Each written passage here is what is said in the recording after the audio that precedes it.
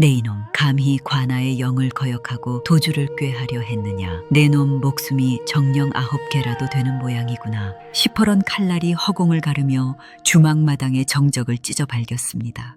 추풍령 고갯마루 매서운 칼바람이 몰아치는 옥분의 주막은 순식간에 아수라장이 되었습니다. 거친 포교들의 발길질에 국밥 그릇이 박살나 나뒹굴고 솥단지에서는 허연 김이 비명처럼 솟구쳐 올랐습니다. 주모옥부는 맨발로 흙바닥을 기며 포교의 가랑이를 붙들었습니다. 나으리 제발 한 번만 살려주십시오. 우리 길수는 아무 죄가 없습니다. 그저 조부자댁 머슴놈들이 시비를 걸기에 몸을 피했을 뿐입니다요. 닥쳐라. 감히 사또께서 직접 하신 영을 부정하는 것이냐. 이놈을 당장 끌고 가라. 저항하면 현장에서 사살해도 좋다. 포교의 서슬 퍼런 호통에 옥분의 아들 길수는 이미 굴레 씌워진 짐승처럼 밧줄에 묶여 바닥을 뒹굴었습니다. 길수의 목에 닿은 칼날이 살갗을 파고들어 붉은 핏방울이 눈 위로 뚝뚝 떨어졌습니다. 바로 그때였습니다. 주막 구석 개구멍 같은 탁자 밑에서 웅크리고 있던 비루한 그림자가 꿈틀거렸습니다. 칼소리만 나면 오줌을 지린다며 마을 사람들에게 비웃음을 사던 식객 판석이었습니다. 그는 덜덜 떨리는 손으로 바닥을 짚으며 천천히 기어 나왔습니다. 아이고, 나으리들 살려주십시오. 이 늙은이는 피만 봐도 심장이 오그라듭니다요. 제발 칼 좀 치워주시고 말씀으로 하시면 안 되겠습니까? 판석의 비굴한 목소리에 포교들이 가소롭다는 듯 껄껄대며 웃음을 터뜨렸습니다. 포교 하나가 판석의 머리를 발로 툭 치며 침을 뱉었습니다. 이 늙은 조무래기는 또 뭐야. 밥값도 못하고 빌부터 사는 식객놈이라더니 꼴이 가관이구나. 내 놈도 같이 엮여 들어가고 싶으냐. 판석은 머리를 땅에 박은 채 굽실거렸습니다. 하지만 그가 고개를 숙인 찰나 헝클어진 머리카락 사이로 번뜩이는 눈빛은 이전의 겁쟁이가 아니었습니다. 그것은 굶주린 호랑이가 사냥감을 포착했을 때 내뿜는 지독한 안광이었습니다. 판석은 바닥에 떨어진 낡은 장작개비 하나를 슬며시 움켜쥐었습니다. 나으리 제가 주모한테 얻어먹은 국밥이 수천 그릇입니다요. 근데 그 주모 아들놈을 데려가시면 내일부터 제 국밥은 누가 말아준단 말입니까? 내 밥줄을 끊는 놈은 임금님이라도 용서 못하는 게 이 판석이 법도라. 판석의 목소리가 낮게 가라앉으며 주막마당의 공기가 순식간에 얼어붙었습니다. 비굴하게 떨리던 어깨가 펴지고 굽어있던 허리가 대나무처럼 곧게 일어섰습니다. 뭐라 이 미친 노인네가 뭐라는 거냐. 포교가 칼을 휘두르며 판석의 어깨를 베려던 그 찰나였습니다. 판석의 몸이 물 흐르듯 회전하더니 장작개비 끝이 포교의 손목을 정확히 타격했습니다. 비명과 함께 칼이 바닥으로 떨어졌습니다. 판석은 장작개비를 가볍게 돌려 잡으며 자신을 에워싼 수십 명의 관군을 차갑게 훑어보았습니다. 그것은 전장에서 수천의 적군을 마주하던 대장군의 기백이었습니다. 이야기 시작 전 구독을 눌러주시면 마음 한 장의 좋은 이야기가 계속될 수 있습니다. 추풍령 굽이굽이 흐르는 바람은 겨울이면 칼날보다 매서웠고 여름이면 눅눅한 습기를 머금어 사람의 뼈마디를 쑤시게 했습니다. 그 험준한 고갯마루에 간판도 없이 덩그러니 놓인 작은 초가 주막 하나, 그것이 바로 지아비를 일찍 여의고 홀몸으로 아들을 키워낸 옥분의 보금자리이자 유일한 생계줄이었습니다. 옥분은 새벽 달기채 울기도 전에 일어나 가마솥에 불을 지폈습니다. 거친 나무 장작을 패고 물을 길어 나르는 일은 이제 이골이 났지만 무너져가는 주막을 지탱하는 것은 여인네의 몸으로는 감당하기 벅찬 고립무원의 투쟁이었습니다. 그녀의 손바닥은 굳은 살로 딱딱하게 굳어 있었고 고운 얼굴은 세월의 풍패 깎여 거칠어진 지 오래였습니다. 길수야, 어서 일어나서 책이라도 한 자 더 보거라. 이 어미는 비록 국밥이나 팔아 내 입을 채우지만 너만은 번듯한 선비가 되어 이 고개를 넘어가야 하지 않겠느냐. 아들 길수는 그런 어머니의 마음을 아는지 모르는지 밤새 글을 읽다 지쳐 꾸벅꾸벅 졸기 일쑤였습니다. 그래도 옥부는 아들의 책 읽는 소리가 주막에 울려 퍼질 때 가장 큰 행복을 느꼈습니다. 하지만 옥분의 주막에는 아들 말고도 속을 썩이는 식객이 하나 더 있었습니다. 작년 보릿고개 즈음이었습니다. 다 해진 누더기를 걸치고 길바닥에 고꾸라져 가쁜 숨을 몰아쉬던 노인네 하나가 주막 마당으로 기어들어왔습니다. 옥부는 차마 그 송장 같은 몰골을 그냥 지나치지 못해 뜨끈한 시래기 국밥 한 그릇을 내어주었습니다. 그것이 화근이라면 화근이었습니다. 주모 오늘도 국물이 참으로 진국이구려. 소금이 조금 더 들어갔으면 금상첨화였겠소만 이름은 판석이라 했습니다. 나이는 60을 훌쩍 넘긴 듯 보였는데 하는 짓은 영락없는 철부지였습니다. 밥값으로 마당이라도 좀 쓸라치면 허리가 끊어진다며 엄살을 부리고 주방에서 칼질하는 소리만 들려도 깜짝 놀라며 구석으로 숨어버리는 겁쟁이 중에 상겁쟁이였습니다. 이보쇼, 판석 영감밥이 목구멍으로 넘어갑니까? 남의 집 아들은 과거 공부하느라 눈이 짓무르는데 영감탱이는 해가 중천에 뜨도록 코를 고니 내 속이 뒤집어지겠소, 안 뒤집어지겠소. 옥분의 타박에도 판석은 허허실실 웃으며 낡은 노수저로 국밥 그릇을 긁어댔습니다. 그는 동네 아이들이 장난으로 휘두르는 나뭇가지에도 소리를 지르며 도망쳤고 고기를 썰던 식칼이 번뜩이기만 해도 고개를 돌리며 벌벌 떨었습니다. 동네 사람들 사이에서 판석은 이미 추풍령 겁쟁이 노인네로 낙인 찍혀 웃음거리가 된 지 오래였습니다. 그러나 옥부는 그런 판석을 모질게 내쫓지 못했습니다. 미운 전기 무섭다더니 비실비실 웃으며 뒤를 졸졸 따르는 그 노인네가 어느덧 적막한 주막의 식구처럼 느껴졌기 때문입니다.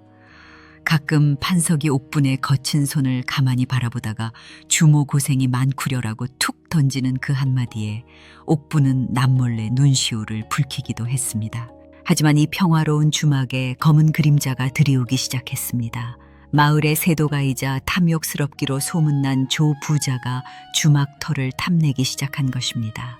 추풍령 고개를 넘나드는 보부상들이 반드시 들르는 이 요충지를 빼앗아 큰 객주를 차리려는 속셈이었습니다. 삼정의 문란으로 백성들의 고혈을 짜내기로 유명한 조부자와 그와 결탁한 관아의 포교들은 옥분을 압박해왔습니다. 주막을 내놓지 않으면 길수의 과거 응시를 막겠다는 비열한 협박까지 일삼았습니다. 옥분의 일상은 풍전등화와 같은 위기 속으로 서서히 침잠하고 있었습니다. 그 위태로운 경계 위에서 판석은 여전히 낮잠을 자며 꿈결을 헤매고 있을 뿐이었습니다. 하늘도 무심하시지 평생을 죄 한 번 짓지 않고 살아온 과부의 삶에 기어이 감당 못할 벼락이 떨어졌습니다. 옥분이 애써 외면하려 했던 조부자의 마수가 드디어 주막의 낡은 살인문을 부수고 들어온 것입니다. 어느 볕 좋은 오후였습니다. 마을의 아나무인으로 소문난 조부자의 외아들 조칠성이 어깨에 힘을 잔뜩 준 장정셋을 거느리고 주막마당에 들이닥쳤습니다. 그는 비단 도포자락을 휘날리며 주위를 둘러보더니 코를 찌르는 시래기 냄새가 역겹다는 듯 코를 싸쥐었습니다. 여봐라, 이 구역질 나는 곳에 주모가 누구냐. 옥분이 젖은 손을 앞치마에 닦으며 급히 달려나갔습니다. 나으리 무슨 일로 이 누추한 곳까지 걸음을 하셨습니까? 국밥이라도 한 그릇 말아 올릴까요? 국밥 내 인연 감히 누구 입을 더럽히려 드느냐. 내 오늘 온 것은 다름이 아니라 이 주막터의 문서를 받으러 왔다. 사또께서도 이미 허락하신 일이니 당장 짐을 싸서 나가거라. 옥분의 가슴이 철렁 내려앉았습니다. 이 주막은 지아비가 남긴 마지막 유산이자 아들 길수의 미래가 담긴 성소였습니다. 옥부는 이를 악물고 버텼습니다. 나으리 이 땅은 대대로 저희 집안의 것입니다. 아무리 권세가 당당하시다 해도 힘없는 백성의 살을 도려내려 하십니까? 죽어도 이 자리는 못 내놓습니다. 인연이 정령매를 버는구나. 얘들아, 저 입방정을 좀 잠재워 주어라.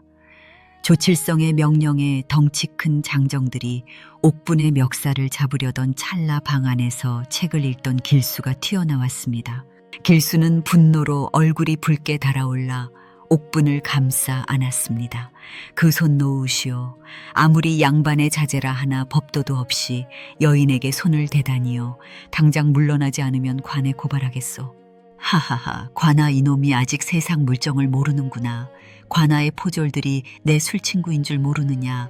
오냐 내 놈이 제 발로 무덤을 파는구나. 조칠성은 비열한 미소를 지으며 품속에서 옷가락지 하나를 슬쩍 꺼내더니 마당 구석에 던졌습니다.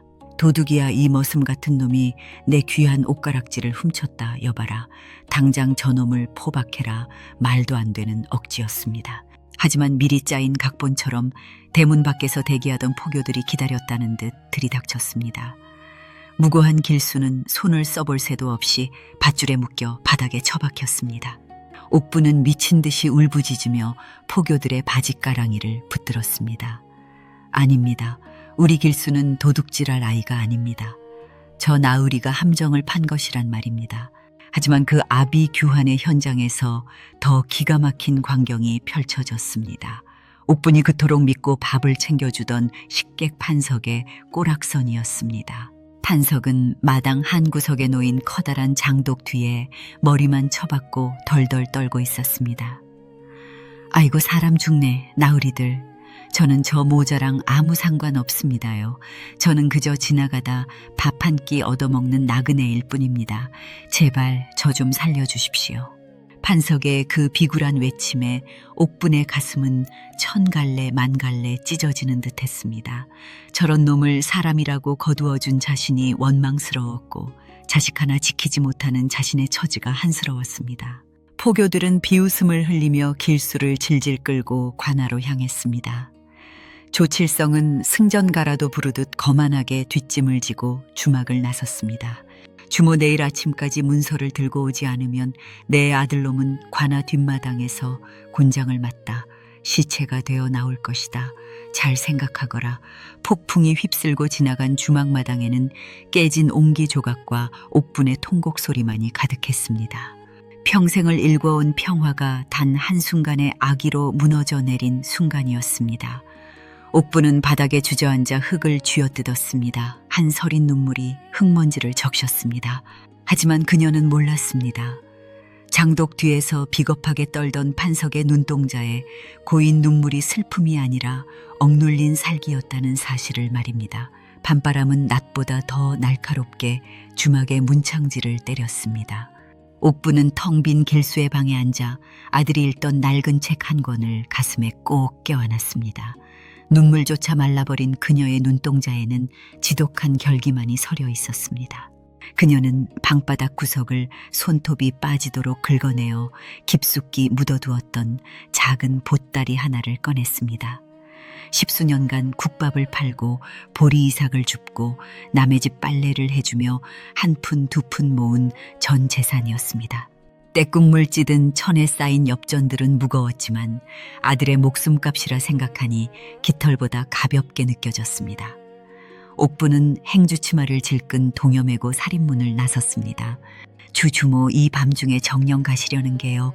거기는 호랑이 굴보다 무서운 곳이라니까요. 어둠 속에서 판석이 불쑥 나타나 옥분의 앞을 가로막았습니다. 그는 여전히 번거지를 깊게 눌러쓰고 어깨를 잔뜩 움츠린 채 금방이라도 누가 때릴 것처럼 주위를 살폈습니다. 옥부는 그런 판석을 싸늘하게 노려보았습니다. 비키시오 영감탱이 내 자식이 죽게 생겼는데 무서운 게 다 무엇이란 말이오. 영감님은 무서우면 이 집이나 지키고 계쇼. 아니 조부자 놈들이 또 올지 모르니 산속으로 도망이나 가시든가. 옥분이 매정하게 판석을 밀치고 고갯길을 내려가기 시작했습니다.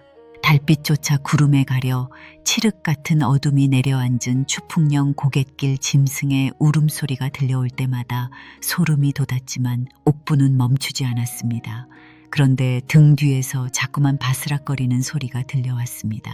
아이고 무서워라. 귀신 나오겠네. 주모 같이 좀 갑시다. 나 혼자 주막에 있다가 산적이라도 만나면 어쩝니까요? 판석이었습니다. 이 겁쟁이 노인은 옥분의 치맛자락을 잡을 듯 말 듯 뒤를 바짝 쫓아오고 있었습니다. 작은 그림자만 흔들려도 어이쿠 하며 자빠지고 나뭇가지 부딪히는 소리에도 옥분의 뒤로 숨어버리는 꼴이 가관이었습니다. 옥분은 기가 차서 헛웃음이 나왔습니다. 영감님은 도대체 왜 따라오는 거요? 도움은커녕 짐만 될 게 뻔한데. 그래도 사람 둘이 가면 짐승들도 덜 덤비지 않겠소. 나도 밥값은 해야지 않겠소. 판석은 비굴하게 웃으며 먼지 낀 옷소매로 콧물을 닦아냈습니다. 옥부는 대꾸할 가치도 느끼지 못한 채 발걸음을 재촉했습니다. 평생을 이 상월짝에서만 살았던 그녀가 아들을 구하기 위해 법도도 무서운 관하로 권세가 하늘을 찌르는 조 부자의 본거지로 제 발로 걸어 들어가는 길이었습니다. 고개를 다 내려왔을 즈음 옥분의 눈앞에 읍내의 불빛들이 보이기 시작했습니다. 평소라면 따뜻하게 느껴졌을 그 불빛들이 오늘따라 굶주린 늑대의 눈동자처럼 섬뜩하게 빛났습니다. 옥부는 품속의 엽전 보따리를 다시 한번 확인했습니다. 길수야 여미가 간다. 조금만 참거라. 판석은 옥분의 등 뒤에서 조용히 고개를 들었습니다. 어둠 속에서 그의 눈빛은 더 이상 떨리지 않았습니다. 옥분이 보지 못하는 찰나 그는 주위의 지형을 살피고 관아의 경계 상태를 가늠하는 듯 날카로운 안광을 번뜩였습니다. 하지만 옥분이 뒤를 돌아보자마자 그는 다시 허리를 굽히고 아이고 다리야 나 죽네하며 엄살을 피우기 시작했습니다. 두 사람은 그렇게 어둠을 뚫고 돌아올 수 없을지도 모르는 거대한 불의의 소용돌이 속으로 첫 발을 내디뎠습니다. 옥분에게는 아들의 목숨을 건 도박이었고 판석에게는 봉인해 두었던 과거의 망령을 깨우는 여정의 시작이었습니다. 읍내 관아의 아침은 서슬퍼런 위험보다 썩은 내가 진동하는 탐욕으로 먼저 깨어났습니다. 옥분은 밤을 꼬박 새워 관아 정문 앞에 엎드려 있었습니다. 안개 자욱한 새벽 공기가 폐부를 찔렀지만 차가운 돌바닥보다 더 시린 것은 자식을 옥에 가둔 어미의 심정이었습니다.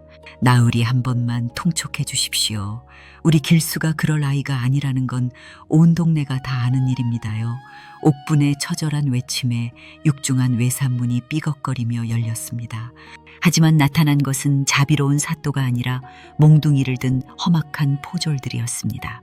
그들은 귀찮다는 듯 옥분을 밀쳐냈습니다. 이 여편네가 아침부터 재수없게 어디서 곡소리야. 사또께서는 지금 귀한 손님과 담소 중이시니 당장 물러가라. 포졸들이 옥분을 내동댕이 칠 때 등 뒤에서 어이쿠나 죽네 하는 비명과 함께 판석이 굴러떨어졌습니다. 그는 포졸의 발치에 코를 바꾸는 연신손이 발이 되도록 빌어댔습니다. 나으리들 노여워 마십시오. 이 주모가 자식이리라 정신이 나가서 결례를 범했습니다요. 여기 제가 아침 일찍 장터에서 얻어온 귀한 담배잎이 좀 있는데 이거라도 태우시면서 화를 푸시지요. 포졸들이 낄낄거리며 담배잎을 챙기는 사이 판석은 옥분을 부축해 세우며 귓속말로 나직이 읊조렸습니다. 주모 지금은 울 때가 아니오. 저들의 눈을 똑바로 보시오. 저놈들 사또가 아니라 조 부자의 개들이오. 옥분은 판석의 의외로 차분한 목소리에 정신이 번쩍 들었습니다. 잠시 후 옥분은 관아마당으로 끌려 들어갔습니다. 동원 마루 위에는 이 고을 사또인 이만갑과 조 부자가 나란히 앉아 술상을 마주하고 있었습니다. 백성의 고효를 짜내는 자와 법을 집행하는 자가 한자리에 앉아있는 꼴이 역겨웠지만 옥분은 품 안의 보따리를 조심스럽게 꺼내 바닥에 놓았습니다. 사또 나으리 여기 제 평생의 피땀이 담긴 엽전 50냥이 있습니다. 우리 길수를 놓아주신다면 이 돈은 물론이고 평생 관아의 심부름꾼이 되어 살겠습니다. 제발 자비를 베풀어 주십시오. 사또는 눈길조차 주지 않았고 옆에 있던 조 부자가 비웃음을 흘리며 젓가락을 내려놓았습니다. 엽전 50냥 주모 지금 장난하는가. 내 아들의 옷가락지는 한양에서도 구하기 힘든 보물이란 말이네. 그깟 푼돈으로 죄를 씻으려 하다니. 사또 나으리를 기만하는 개로군. 사또 이만갑이 근엄한 척 목소리를 가다듬었습니다. 듣자 하니 죄인이 물증까지 나왔음에도 발뺌을 한다지. 게다가 그 어미라는 자가 관에 와서 뇌물로 수령을 매수하려 하다니 여봐라. 이 무지한 여편네에게 곤장 10대를 쳐서 관청의 법도를 가르쳐라. 옥분의 얼굴이 하얗게 질렸습니다. 형틀이 마당 중앙에 놓이고 무거운 장판지가 옥분의 볼길을 향해 치켜 들려졌습니다. 조선의 형벌 중 태형은 얇은 회초리로 치는 것이나 장형은 두꺼운 버드나무 몽둥이로 치는 것으로 장정이라도 열대면 살점이 터져나가고 뼈가 상하는 무서운 벌이었습니다. 안 됩니다, 사또 나으리. 옥분이 형틀에 묶이려는 찰나 마당 구석에서 구경하던 판석이 갑자기 발을 헛디디며 비틀거렸습니다. 아이고, 내 배야 주모, 나 배가 아파 죽겠소. 판석은 짐승 같은 소리를 내며 집행을 준비하던 포졸의 다리 사이로 파고들었습니다. 우당탕 포졸이 중심을 잃고 형틀 위로 고꾸라졌고 들고 있던 장판지는 허공을 갈라 조 부자의 술상 위로 떨어졌습니다. 술잔이 깨지고 안주가 사방으로 튀었습니다. 이 미친 노인네가 당장 저놈을 끌어내라. 조부자가 소리를 질렀지만 판석은 이미 정신 나간 사람처럼 마당을 뱅글뱅글 돌며 포졸들의 진로를 교묘하게 방해했습니다. 그 짧은 소동 덕분에 옥분의 매질은 잠시 멈췄습니다. 판석은 포졸들에게 끌려나가면서도 사또 이만갑의 얼굴을 뚫어지게 응시했습니다. 판석의 뇌리에는 수십 년 전 북방진지에서 군량미를 빼돌리다 제 손에 목이 잘릴 뻔했던 비리 군관의 얼굴이 스쳐 지나갔습니다. 과연 피는 못 속이는구나. 그 역적의 씨앗이 이 고을 사또 노릇을 하고 있었단 말이냐. 판석의 주먹이 보이지 않게 부르르 떨렸습니다. 상황은 최악으로 치닫고 있었습니다. 돈으로도 읍소로도 해결되지 않는 거대한 악의 장벽 앞에서 옥부는 절망의 끝을 보았습니다. 하지만 그녀는 몰랐습니다. 비굴하게 끌려나간 판석이 관아 담벼락 너머에서 가장 날카로운 눈빛으로 어딘가를 향해 휘파람을 불고 있다는 사실을 말입니다. 칠흑 같은 어둠이 관아의 지붕 위로 내려앉았습니다. 낮에 소란이 지나간 자리에는 서늘한 정적만이 감돌았고 옥방 근처를 지키는 포졸들의 꾸벅꾸벅 조는 소리만이 간간히 들려왔습니다. 그런데 그 그림자 속에서 쥐도 새도 모르게 움직이는 형체가 있었습니다. 나까지만 해도 매맞을까봐 벌벌 떨며 도망치던 식객 판석이었습니다. 그의 몸놀림은 평범한 노인의 것이 아니었습니다. 담장을 넘고 지붕을 타는 기세가 마치 밤 공기를 가르는 매와 같았습니다. 판석은 사또 이만갑의 집무실인 동헌의 뒷방으로 소리 없이 스며들었습니다. 그곳은 사또가 은밀한 서류를 보관하거나 조 부자와 같은 자들을 만나 뒷거래를 나누는 은밀한 장소였습니다. 판석은 능숙하게 서랍을 뒤지기 시작했습니다. 그의 손끝이 멈춘 곳은 화려한 자개함 속이었습니다. 그 안에는 조 부자가 사또에게 바친 뇌물 목록과 함께 억울하게 땅을 빼앗긴 백성들의 이름이 빼곡히 적힌 장부가 들어있었습니다. 그리고 그 맨 마지막 장에는 옥분의 주막터를 강제로 넘기기 위해 조작된 가짜 문서까지 가지런히 놓여 있었습니다. 하지만 판석을 더 놀라게 한 것은 장부 틈에 끼워진 낡은 서찰 한 통이었습니다. 서찰을 읽어내려가는 판석의 눈동자가 파르르 떨렸습니다. 그것은 수십 년 전 북방에서 군량미를 가로채 병사들을 굶겨 죽였던 비리 군관이 죽기 직전 제 아들에게 남긴 유서였습니다. 반드시 힘을 길러 이 나라의 법을 쥐고 흔드는 자가 되어라. 그리하여 내 목에 칼을 들이댔던 그놈 북방의 흑호라 불리던 자에게 반드시 복수하라. 판석의 입가에 쓴웃음이 번졌습니다. 원수는 외나무 다리에서 만난다더니 오늘 만난 사또 이만갑이 바로 그 비리 군관의 자식이었던 것입니다. 판석은 서찰을 품속에 깊숙이 집어넣었습니다. 이제 단순한 주막터 싸움이 아니었습니다. 과거의 악연과 현재의 불의가 뒤엉킨 거대한 운명의 소용돌이 한복판에 서게 된 것입니다. 방을 빠져나온 판석은 곧장 옥사 근처 그늘진 곳으로 향했습니다. 그곳에는 옥분이 넋이 나간 채 바닥에 주저앉아 있었습니다. 매질은 면했지만 아들이 갇힌 옥방 근처를 떠나지 못하고 밤이슬을 맞고 있었던 것입니다. 판석은 옥분에게 다가가 낮은 목소리로 속삭였습니다. 주모, 이제 그만 일어나시오. 여기서 울고만 있다고 해서 아들놈이 나오는 게 아니오. 옥분은 고개를 들어 판석을 바라보았습니다. 그런데 이상했습니다. 달빛 아래 비친 판석의 얼굴은 평소에 그 비굴하던 겁쟁이 노인이 아니었습니다. 등을 꼿꼿이 펴고 서 있는 그의 모습에서 범접할 수 없는 위엄과 서늘한 기운이 뿜어져 나오고 있었습니다. 영감님 목소리가 왜 그러시오? 그리고 그 눈빛은 또 무엇이고요? 옥분 주모 나를 믿으시오. 내 평생 남에게 빚지고는 못 사는 성미라 그동안 얻어먹은 국밥값을 이제야 제대로 하려 하오. 내일 해가 뜨면 사또가 길수를 다시 끌어낼 것이오. 그때 절대 고개를 숙이지 마시오. 당당히 눈을 뜨고 저들의 죄를 물으시오. 판석의 말에는 거부할 수 없는 힘이 실려 있었습니다. 옥분은 홀린 듯 고개를 끄덕였습니다. 판석은 옥분의 어깨를 가볍게 두드려준 뒤 다시 어둠 속으로 사라졌습니다. 그는 관아 뒷마당 구석에 있는 낡은 괴짝 하나를 열었습니다. 주막을 떠나올 때 판석이 몰래 챙겨온 것이었습니다. 괴짝 안에는 아무런 날도 서지 않은 낡은 목검 한 자루가 놓여 있었습니다. 수십 년 전 임금께서 그의 공을 치하하며 직접 하사하셨던 물건이었습니다. 판석은 거친 손으로 목검을 쓸어내렸습니다. 오래 기다렸구나. 이제 다시 피냄새가 아니라 사람 사는 냄새를 지키기 위해 일어날 때가 되었다. 판석의 변신은 조용하지만 강렬했습니다. 그는 이제 밤만 축내던 식객이 아니라 불의를 심판하기 위해 어둠 속에서 칼을 가는 전설의 화신이었습니다. 아침 해가 밝아오면 이 조용한 고을은 한 번도 겪어보지 못한 거대한 폭풍 속으로 휘말려 들어갈 준비를 마쳤습니다. 이튿날 아침 관아 마당에는 서슬퍼런 살기가 안개처럼 깔렸습니다. 사또 이만갑은 어제보다 더 험악한 표정으로 동원마루에 걸터 앉았고 그 곁에는 조 부자가 승리자의 미소를 지으며 차를 마시고 있었습니다.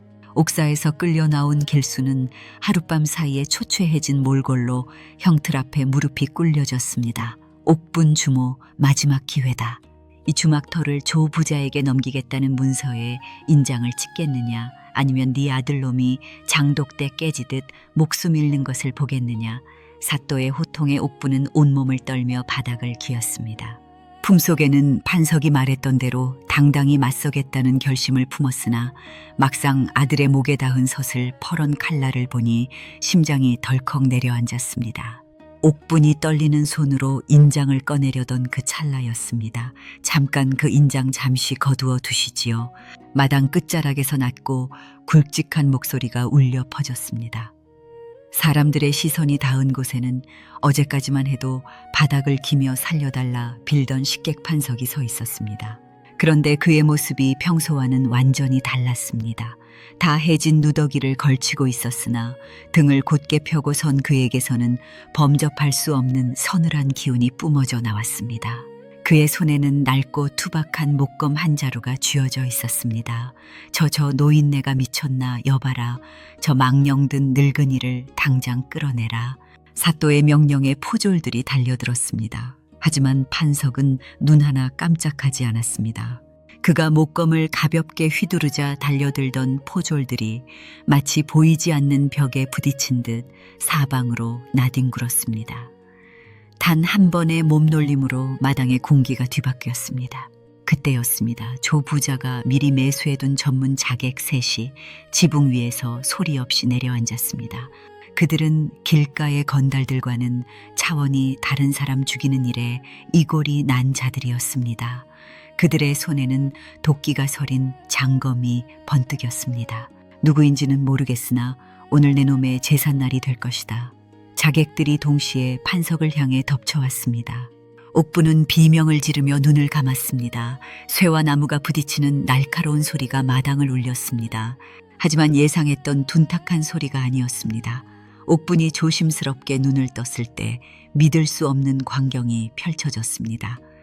판석의 낡은 목검이 자객의 철검을 단칼에 분질러버린 것이었습니다. 판석의 움직임은 마치 춤을 추는 듯 우아하면서도 전광석화처럼 빨랐습니다. 그는 목검의 끝으로 자객들의 혈도를 정확히 찔렀고 자객들은 비명조차 지르지 못한 채 바닥으로 고꾸라졌습니다. 판석은 이제 동헌 마루 위에 사또 이만갑을 똑바로 응시했습니다. 이만갑 네 이놈 네 아비가 북방에서 병사들의 피눈물을 짜내다 내 칼에 목이 달아날 뻔한 것을 잊었느냐. 그 씨앗이 어디 가겠냐마는 이 조그만 고을에서 백성들의 고혈을 빨며 왕의 법도를 더럽히다니 정녕 죽고 싶은 모양이구나. 사또의 얼굴이 잿빛으로 변했습니다. 북방의 흑호, 제 아비가 죽기 전까지 공포에 떨며 말했던 그 이름이 눈앞에 노인의 입에서 흘러나왔기 때문입니다. 판석은 품속에서 어젯밤 찾아낸 비리 장부와 유서를 꺼내 마당 한복판에 던졌습니다. 이것이 내 놈과 저 조부자가 저지른 추악한 죄의 증거들이다. 내 이미 한양의 옛 부하들에게 기별을 보냈으니 해가 지기 전에 암행어사의 마패가 이 문턱을 넘을 것이다. 조부자는 겁에 질려 뒷문으로 달아나려 했으나 판석이 던진 목검이 그의 발치에 꽂히며 길을 막았습니다. 판석은 옥분에게 다가가 밧줄을 풀고 길수를 일으켜 세웠습니다. 그의 손은 따뜻했고 떨림 하나 없이 강인했습니다. 주모 밥값은 이 정도면 되었소. 판석의 물음에 옥분은 대답 대신 참았던 눈물을 터뜨렸습니다. 억울함과 공포, 그리고 자신들을 지켜준 이 노인을 향한 경외심이 뒤섞인 눈물이었습니다. 평생을 비겁하게 숨어 지내던 노병이 단 한 번의 결단으로 어둠을 걷어내고 정의를 세운 순간이었습니다. 관아마당에 들이닥친 것은 먼지를 자욱하게 일으키며 달려온 한때의 말들이었습니다. 그 선두에는 병력 같은 소리와 함께 암행어사의 마패를 지켜든 젊은 관리가 서 있었습니다. 판석이 미리 보낸 전가를 받고 밤낮을 가리지 않고 달려온 그의 옛 부하이자 이제는 조정의 대들보가 된 충신들이었습니다.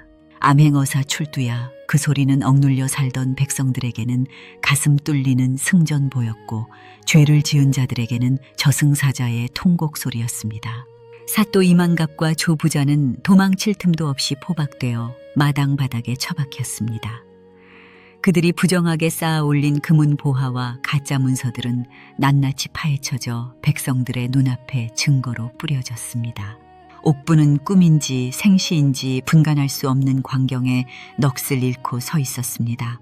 아들 길수가 밧줄을 풀고 달려와 어미를 껴안았을 때야 비로소 그녀는 이것이 현실임을 깨달았습니다. 눈물로 얼룩진 모자의 얼굴 위로 따스한 아침 햇살이 내려앉았습니다. 모든 소동이 일단락되고 관아가 다시 엄숙한 법의 심판대로 돌아갔을 때 옥부는 판석을 찾았습니다. 하지만 판석은 그 화려한 승리의 현장 어디에도 보이지 않았습니다. 그는 어느새 평소처럼 구부정한 허리로 관아 뒷마당 툇마루에 앉아 다 해진 벙거지를 매만지고 있었습니다. 영감님, 아니 장군님 어찌 여기 혼자 계십니까요? 어서 나가서 저 귀한 분들의 인사를 받으셔야지요. 옥분이 숨을 헐떡이며 달려오자 판석은 평소에 그 실없는 웃음을 지으며 손사래를 쳤습니다. 장군은 무슨 얼어 죽을 장군이요. 나는 그저 주몬의 국밥이 그리워 따라온 늙은 식객일 뿐이라니까.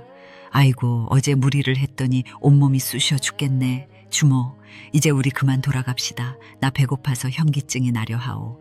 판석은 다시 비실비실한 모습으로 돌아가 옥분의 뒤를 졸졸 따랐습니다. 관아를 나서는 그들의 등 뒤로 마을 사람들의 만세 소리가 파도처럼 밀려왔습니다. 옥부는 묵직했던 엽전 보따리 대신 무사히 돌아온 아들의 손을 꼭 잡고 다시 추풍령 고갯길을 올랐습니다. 주막으로 돌아가는 길은 올 때와는 전혀 달랐습니다. 무겁게 짓누르던 공포는 사라지고 이름 모를 산새들의 지저귀미 축복처럼 들려왔습니다. 옥부는 앞서가는 판석에 넓은 등을 바라보며 형언할 수 없는 감정을 느꼈습니다. 저 등이 바로 북방의 매서운 바람을 막아내던 조선의 방패였고 이제는 한낱 과부와 그 자식을 지켜준 든든한 산맥이었다는 사실에 가슴이 벅차올랐습니다. 주막에 도착하자마자 옥부는 평소보다 더 정성을 들여 가마솥에 불을 지폈습니다. 제일 좋은 쌀을 안치고 아껴두었던 고기, 점을 듬뿍 넣어 국밥을 말았습니다. 판석은 주막 평상의 대자로 누워 아이고 여기가 천국이네를 연발하며 코를 골았습니다. 하지만 옥부는 직감하고 있었습니다. 이 평화가 영원하지 않을 것임을, 그리고 이 비범한 노인이 다시 자신의 자리를 찾아 떠날 때가 머지않았음을 말입니다. 그녀는 국밥 그릇을 내려놓으며 판석의 얼굴을 가만히 살폈습니다. 잠든 판석의 미간에는 수많은 전쟁터에서 새겨진 깊은 흉터와 세월의 고뇌가 훈장처럼 박혀 있었습니다. 옥부는 조용히 판석의 머리맡에 새 옷 한 벌을 놓아두었습니다. 밤새 정성껏 바느질해 만든 티 없이 깨끗한 무명 옷이었습니다.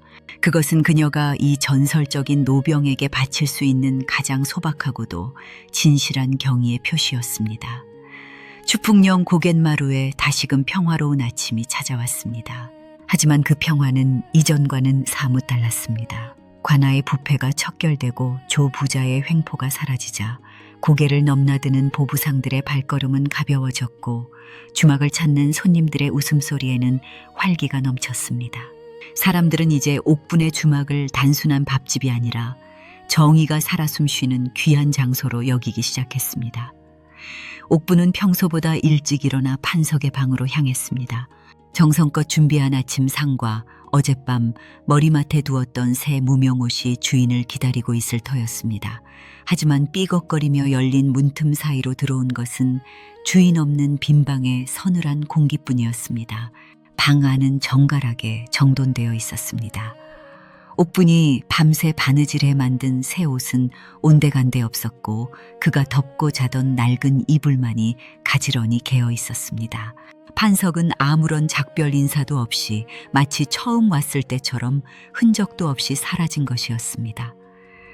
옥부는 허망한 마음에 방 한가운데 주저앉았습니다.